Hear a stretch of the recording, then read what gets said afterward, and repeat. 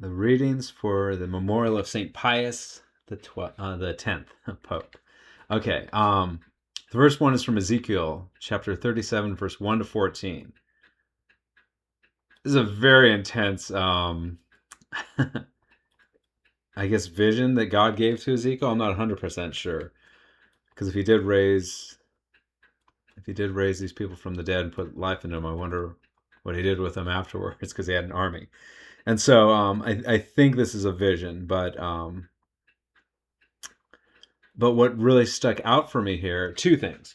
One, once again, and this is important too, that we really understand that God is all powerful. I mean, here he's giving a very intense example of his ability to raise from bones, to bring back from a bone the body, and then from that, and in that body, breathe the spirit and bring life back into it. He resurrects life. He is so great that, he created all life, though, by his word. And so it's very striking that we have nothing to be afraid of if we really love God, if we really believe what God tells us, if we have hope in what he says. There's no place really for any fear. Like, we can have, you can be wary of suffering and all this, yes, but like, to actually be afraid of death, it shouldn't be a concern. Judgment should be a concern, but if you love God, judgment should not be a concern at all. And so it's important to reach this point where we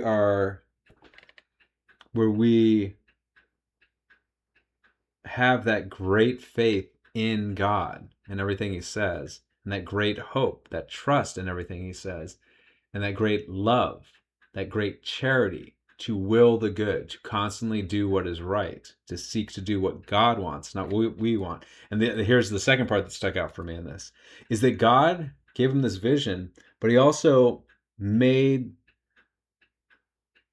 the bodies come back to life from bones, and he also breathed his spirit into those bodies that have been restored. But he did both these things through Ezekiel's prophesying. And so here's a beautiful example, an intense example of God working through us. God is in cooperation with us. Does he need us? No. He wants us. He wants us to be with him. He wants to work through us. He wants us to love and manifest his love through us. We are this conduit of God's love if we're open to it. He won't make us, but he will ask us, because it's good for us, and he can do amazing things through us. Moving on. The responsorial psalm is Psalm 107, verse 2 and 3, 4 and 5, 6 and 7, 8 and 9. The response is, give thanks to the Lord, his love is everlasting. So once again, this idea, God is all powerful, his love is everlasting. Love, it's so important because this word is so messed up by our culture. Love, the better word for it is charity. But what charity is, and God is charity. God wills our good. Love, if you really love God and if you really love other people, you will their good. You don't please them, you don't pleasure them, you don't flatter them. You do what is good for them, no matter the cost or the loss. You can lose friendships because you love somebody. You admonish them, you instruct them, and they don't want to hear it, but you've done an act of love, and they don't want to hear it. It's not an emotion. It's not you making somebody feel better about their bad choices at all. And so love is to will the good. It is charity. It is doing what is good no matter what. This is true love, because as with Christ on the crucifix, that he willed what was best for everyone. And the cost was the cross, the crucifixion. But because he is love and he willed the good, he was willing to be crucified. And so that is the cost. The more you love, the more you will be crucified with Christ. But if you have this great faith, hope, and love, of God. If you rely on him to give you these things, you can do that because it's God acting through you, like he acted through Ezekiel. And so, I'm sorry, that's just the response I'm talking about here. Give thanks to the Lord, his love is everlasting. Also, give thanks to the Lord. It's so important for us to give thanks to God, to bless him, which means to praise and adore him and to worship him. And the the way you really worship him is by going to mass. This is the perfect form of worship because God, once again, working through the priest, is making present his crucifixion, a perfect act of love, a perfect act of adoration. So God the Son offers perfect adoration to God the Father, and that's being made present at every Mass. And so by participating in the Mass, by attending and praying the Mass, we participate in this incredible and perfect offering of Christ on the cross. And so give thanks to the Lord, his love is everlasting. And so the verses that stuck out for me here are the second and third ones. The sections, not the numbers. They went astray in the desert wilderness. The way to an inhabited city they did not find. Hungry and thirsty, their life was wasting away within them. This is the effects of us trying to find our way, to do what we want. They went astray and they ended up in the desert wilderness. They could not find an inhabited city. They became hungry and thirsty. They were wasting away, not unlike those bones in the first reading.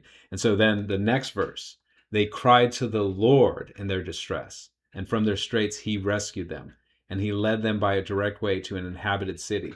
We can't find our way on our own because we are made by God to live in God. And so this is our proper function. And so when we say, I don't want to do as God created me, I don't want to do what I was created to do, we end up wasting away, hungry and thirsty in the desert.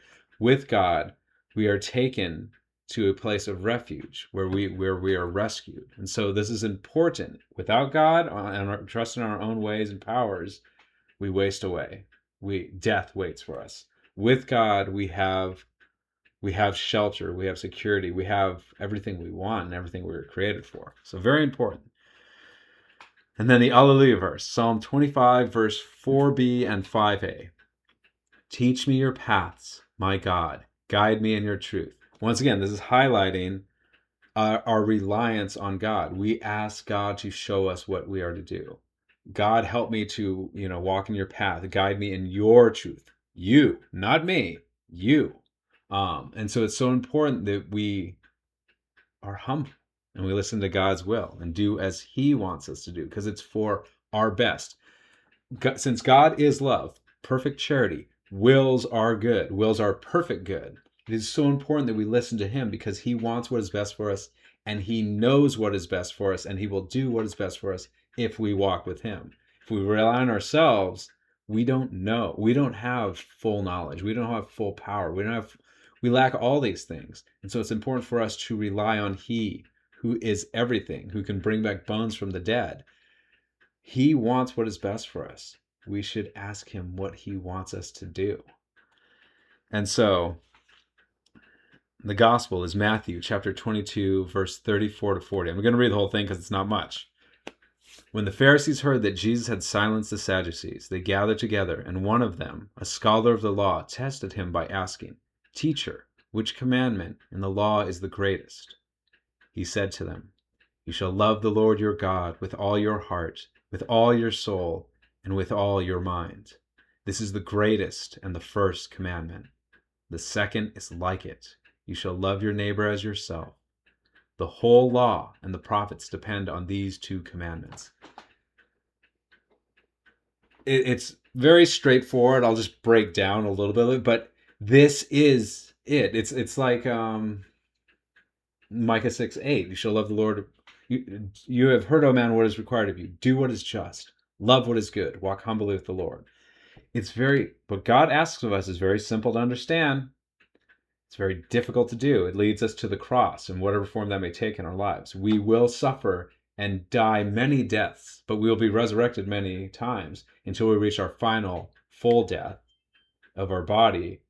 And then if we have lived and loved with God, we will have our full resurrection and life eternal. And so this is our life. It is, we take up our cross, we follow him to Calvary. We die many deaths along the way. We suffer with him. And you have to ready yourself for that. You have to ask God for his help to be able to do that. Um, but I'm sorry, I got slightly distracted. And so here he is telling us, you shall love the Lord your God with all your heart. So this is all of your will, everything you choose, with all of your soul, everything you are, everything everything he has created you to be in your fullness, with all your mind, with all of your thoughts, with all of your prayers, with all of your intentions. If we and we are commanded to, if we obey this commandment and make ourselves open to God, open to love, which is what we want. It's just in our pride, we think we can obtain what we want by our own easier means. We seek a path of comfort or of pleasure or of prestige, of fame, of wealth, whatever. And those are not of God. It's God is everything. And so that is our focus. And if we do that, then the second commandment comes naturally, if you will. There will be some difficulty, but the process follows very clearly what we have to do next. And the second is like this: you shall love your neighbor as yourself. If we unite ourselves to he who is love and loves us perfectly, now, because we are in God's perfect love of us, we now treat our neighbor like God is treating us, because we have that love we have received from God that we are living in. We now know how to treat our neighbor with perfect love. And so it's very important, the first commandment, then the second, though. God is always first, because without God, once again, then the second commandment, if you're loving your neighbor as yourself, if you're willing the good for yourself as best as you will for yourself, if you're willing the good for your neighbor as best as you will for yourself, but you've left God out of the equation, you don't know how to love properly. You don't know what is best for you. You know what is pleasing to you. You know what is entertaining to you. You know what is comfortable to you. And that doesn't mean that's what's good for your neighbor. And so if you're caught up in yourself, then you don't know how to love your neighbor properly. What you call love might actually harm them, because it's not true love. So it's so important, God first, our neighbor second. And this sums up, he says, the whole law and prophets depend on these two commandments. Everything is contained here. God is telling us everything here. And it's that task of how do we love the Lord our God? And it says with your heart, mind, and soul. It means when we wake up in the morning, we should be praying to God. We should be spending time with God. We should be asking him, what do you want me to do today? Not what am I going to do today? What do you want me to do today? We should have this intention in our actions and how we treat one another, And so we give everything to God. And in as much as we give everything to God, he gives so much more back to us. And then we are much more capable to give that to others. And so it's so important. And it's difficult to do. Simple to understand, though, what he's asking of us. Difficult to practice. So you have to keep trying it, even if you should falter and fail or even give up at times because you want to do what you want to do. And then you realize, oh, that didn't work. And then you turn back to God. Keep getting up. Keep trying. This is what we're going for here. The whole law and the prophets depend on these two commandments. Everything depends on these. If there is anything... as a side note here, if there's anything you find difficult to grasp in the church, I learned this at a young age, thankfully. In my teenage years, as I was preparing for confirmation, I asked every question I could. Any question I had about the church answered very well. Any question I've had since, church still answers very well to this day. I always inquired with an open heart, with an openness to the truth, and I found it. If you ask a question, like probably the Pharisee did here, he was testing him, right? He wanted to test him. He was questioning him to try to find a flaw in him. So if you question to attack or to doubt, if you pose a question because you don't want to believe something or you want to try and bring something down, you are in the wrong mindset. Unless it's evil, but I'm talking in relation to the church. If you're questioning the church because you don't want to believe, right? You're not open to that. You're not going to. You're already cutting yourself off. If you question the church, when I say the church, I mean God's mystical body, the magisterium, the Pope especially Pope Pius X here. If you question to believe, you will be granted the answer to that question in as much as you need it. Um, I'm very inquisitive, so I dig deep, and I always find the answers every single time. I've recently had. Let me see. I'm going a couple different ways here now. um, Let me finish up on this. Love the Lord your God, neighbors yourself. Now I covered that. Hold on, prophets depend on these two commandments. Now I covered that as well. Okay, I'm going to keep going on this trend.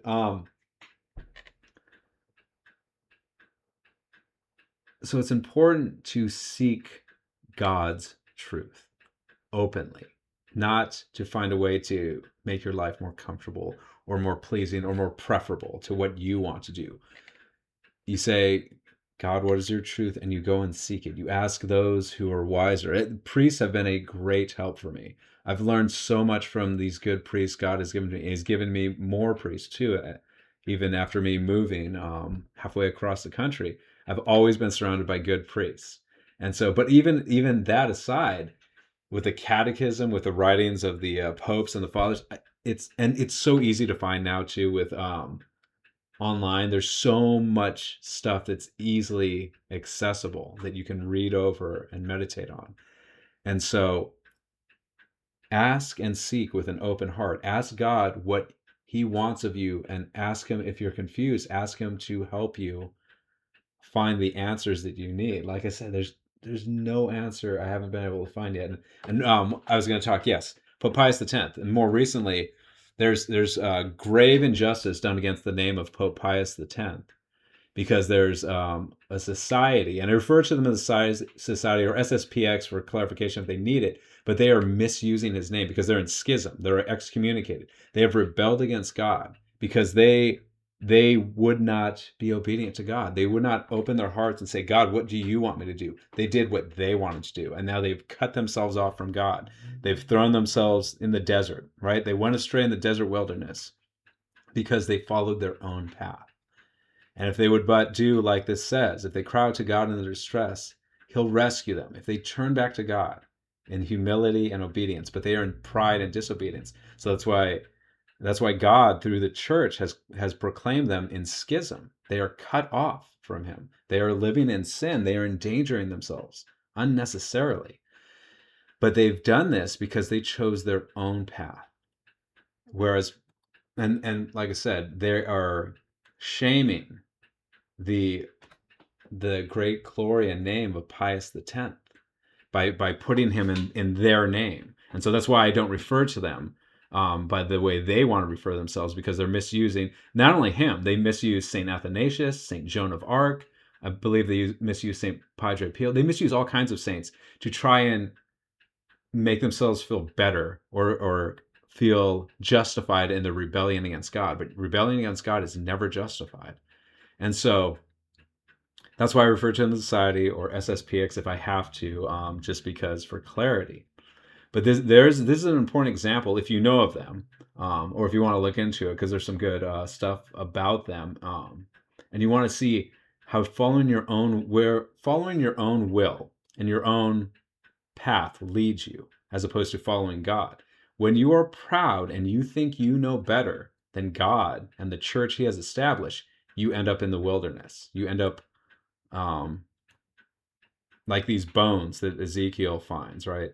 You end up like in the Psalm, in the desert wilderness, hungry and thirsty. Their life was wasting away within them. Their life is wasting away within them because they've all of SSPX has been declared in schism, so they're all excommunicated. Anyone who adheres to SSPX is excommunicated, especially the bishops that they sinfully consecrated, and all the priests.